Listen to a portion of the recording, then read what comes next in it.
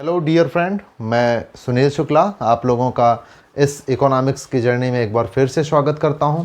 इसके प्रीवियस में मैंने 23 लेक्चर और लिए हैं। ये मेरा 24वां लेक्चर है। जो स्टूडेंट हमसे पहली बार इंटरेक्ट हो रहे हैं वो जाके पहले प्रीवियस क्लासेस को देख लेंगे तो ये इस क्लास को वो अच्छे से समझ पाएंगे। मैं आप लोगों से चर्चा कर रहा था कि जो पुराना टैक्स सिस्टम था उसको क्यों रिप्लेस करने की ज़रूरत पड़ी और नए टैक्सेशन सिस्टम को क्यों अडॉप्ट करने की ज़रूरत पड़ी।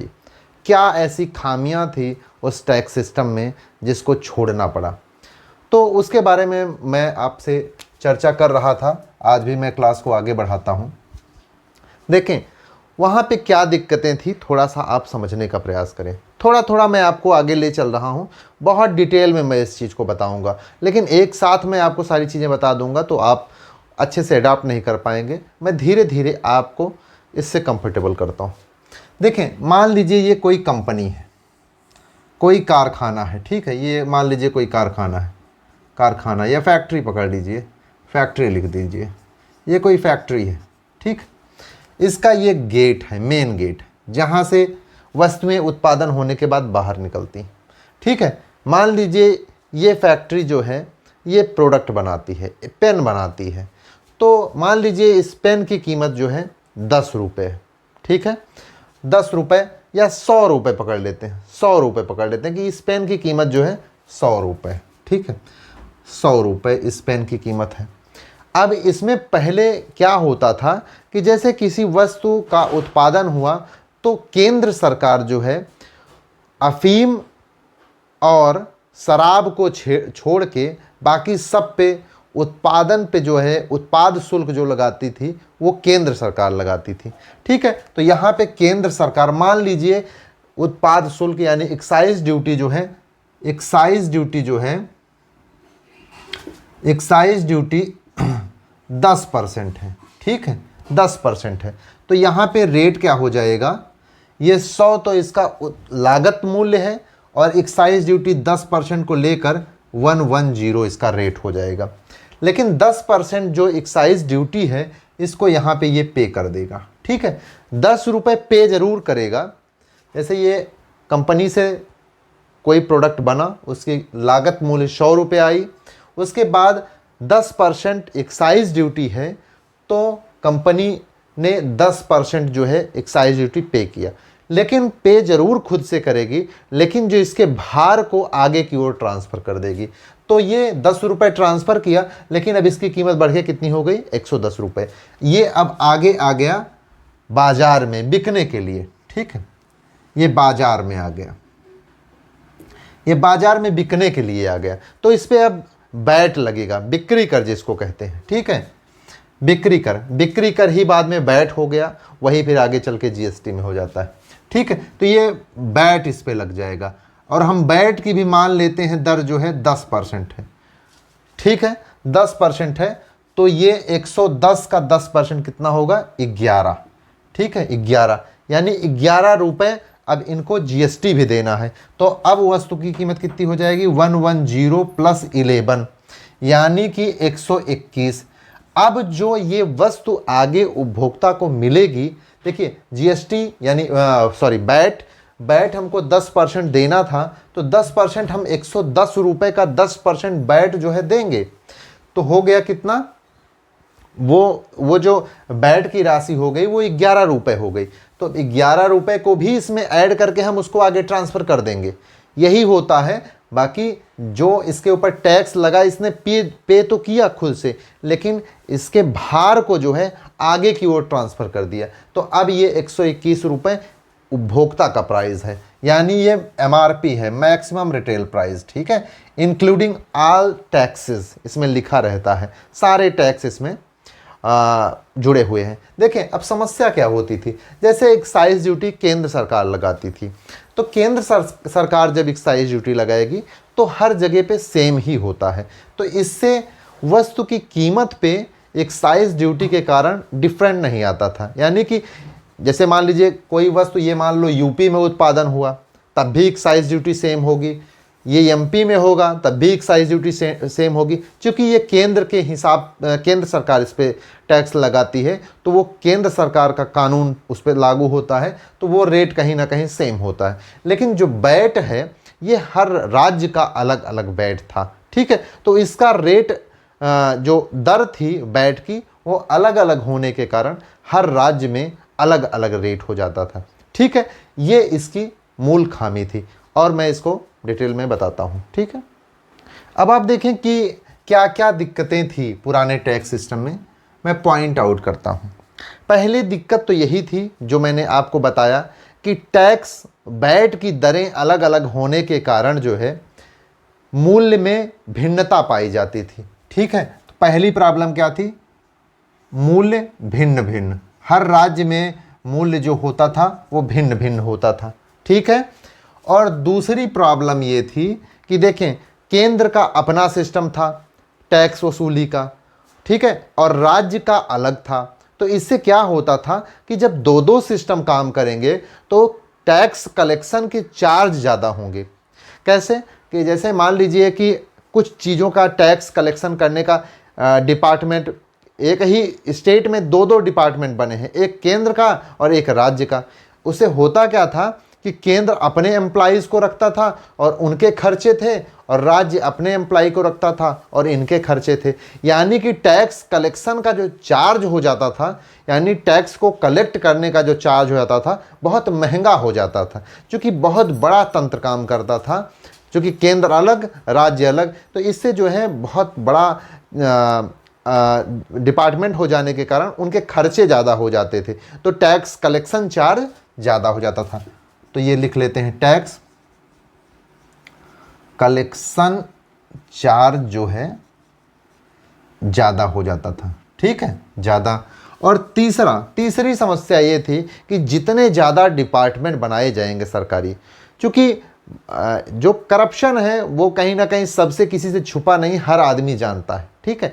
इसे कहने में लोग हिचकते हैं, ज़रूर है कि, लेकिन ये आप जान रहे हैं कि कितना करप्शन घर कर गया है। तो जितने ज़्यादा सरकारी डिपार्टमेंट होंगे उतना ज़्यादा करप्शन होगा। तो इससे क्या होता है कि आप देखें कि इनकम टैक्स विभाग में जो नौकरी पा जाता है तो वो उसको सैलरी से मतलब नहीं होता है, वो सैलरी के अलावा उसके पास बहुत सारे टैक्सेस हैं, वो अलग से टैक्स लेते हैं, ठीक है। वो टैक्सेस जो है वो जब बहुत सारे डिपार्टमेंट होंगे तो टैक्स जो है कलेक्ट करने वाले लोग भी ज़्यादा हो जाएंगे, इससे भ्रष्टाचार और भी ज़्यादा होता है, पारदर्शिता में कमी आती है।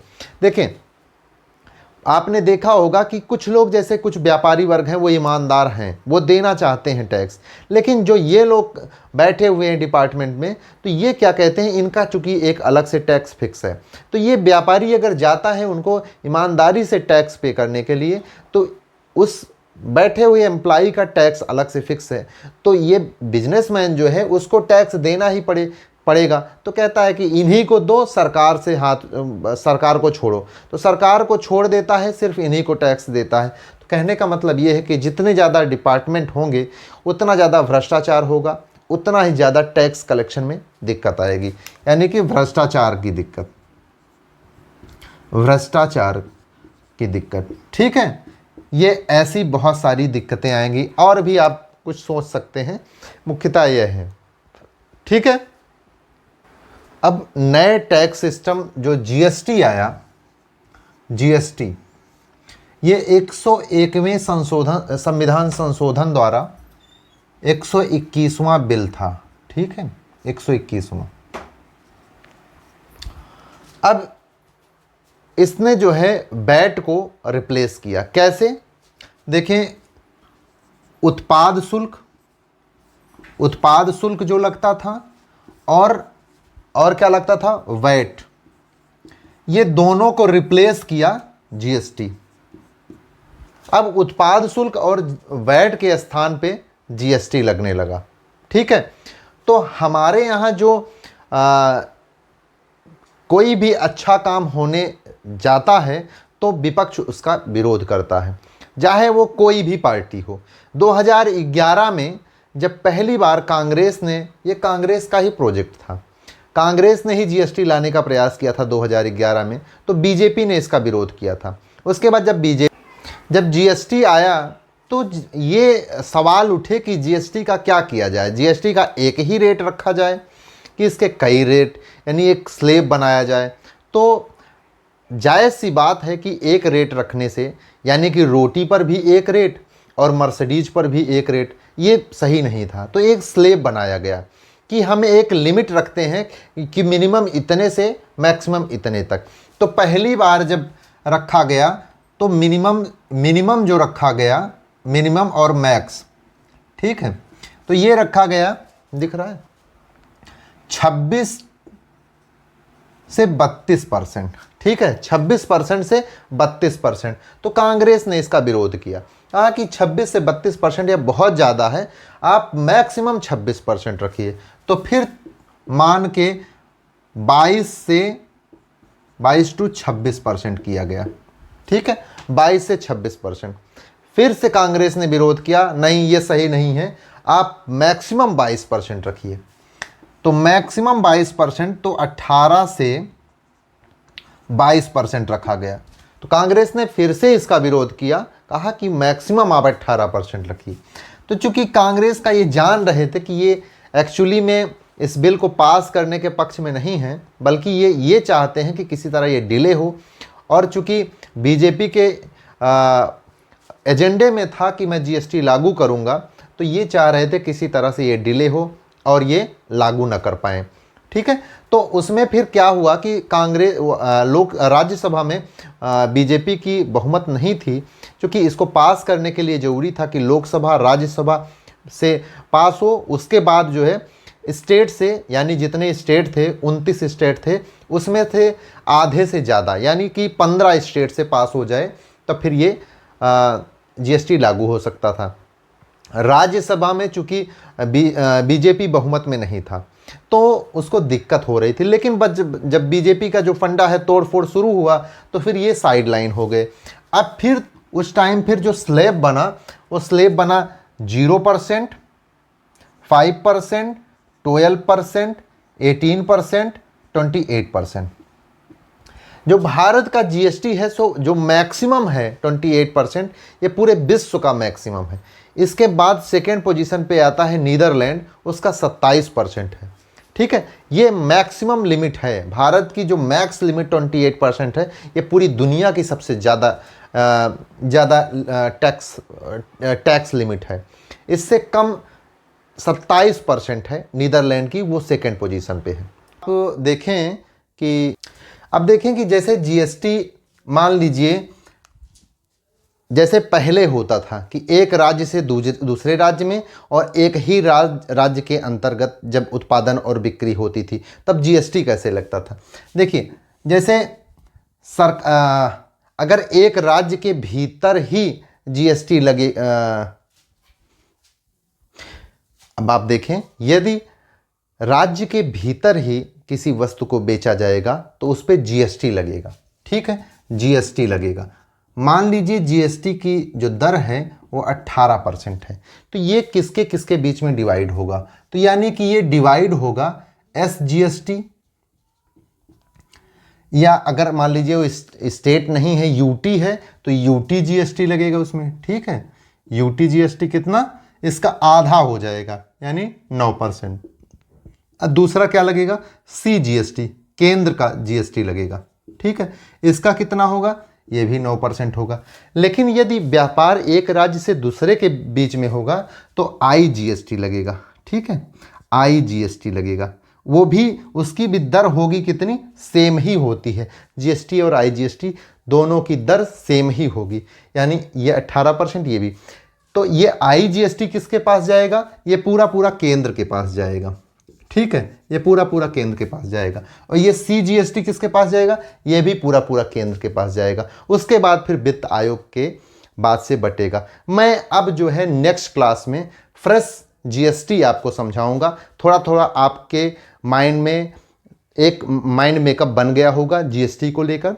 मैं आगे अब आपको क्लास में जीएसटी डिटेल में समझाऊंगा, ठीक है।